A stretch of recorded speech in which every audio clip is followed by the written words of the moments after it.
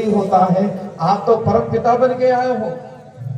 भगवान कहते हैं देवी मैं इस रूप में इसलिए आया हूं क्योंकि आपको बताना है कि हमारा आपका संबंध 3 जन्मों का है। पूर्व काल में आपने तपस्या किया था तो 3 बार हमसे कहा था पुत्र होने के लिए, तो मैंने 3 बार आपको वचन दिया था।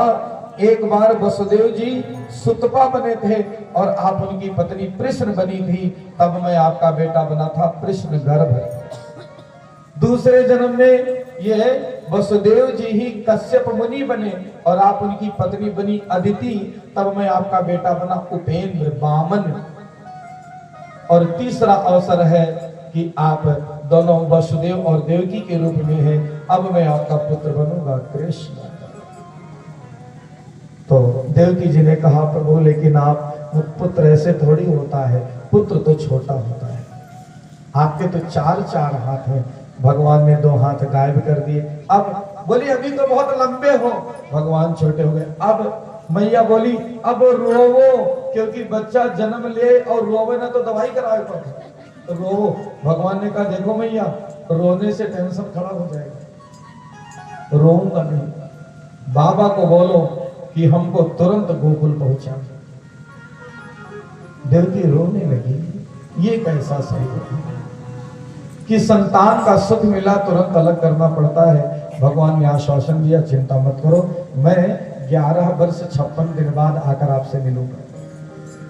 तो कैसे जाए, कारागार और फिर रखवाले, हथकड़ी, पांव की बेड़ियां, सुरक्षा व्यवस्था।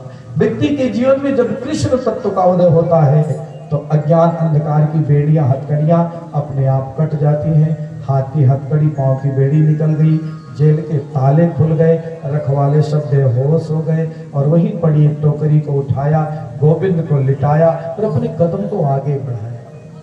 चले।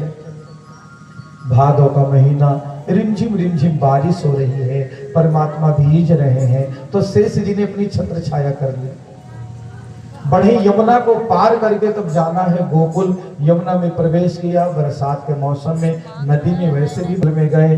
पूरे गांव में सन्नाटा पसरा है और देखा कि नंद बाबा का जो घर है उसका फाटक खुला है। जसोदा जी सो रही हैं, उनके बगल में कन्या सोई है। लाला को लिटाया, लाली को उठाया और अपने कदम को आगे बढ़ाया।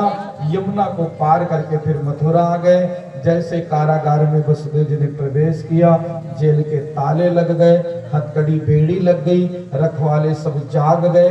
कन्या जोर से चिल्लाई, कन्या के रोने की आवाज जैसे फैली। सैनिक दौड़ कर कंस के पास गए, महाराज 8वां संतान हो गया। कंस आक्रामक भाव से कारागार की ओर दौड़ा है। जेल के ताले खुले, कंस ने कारागार में प्रवेश किया। बहन के हाथ से उस 8वीं संतान को छीन लिया। देवकी रोने लगी, भैया इसे मत मारो, ये बेटी है, बेचारी तुम्हारा क्या बिगाड़ेगी। कंस ने कहा आकाशवाणी ने बेटी और बेटा तो नहीं कहा था, उसने कहा था 8वीं संतान। छोड़ना खतरे से खाली नहीं। कंस बेटी को बाहर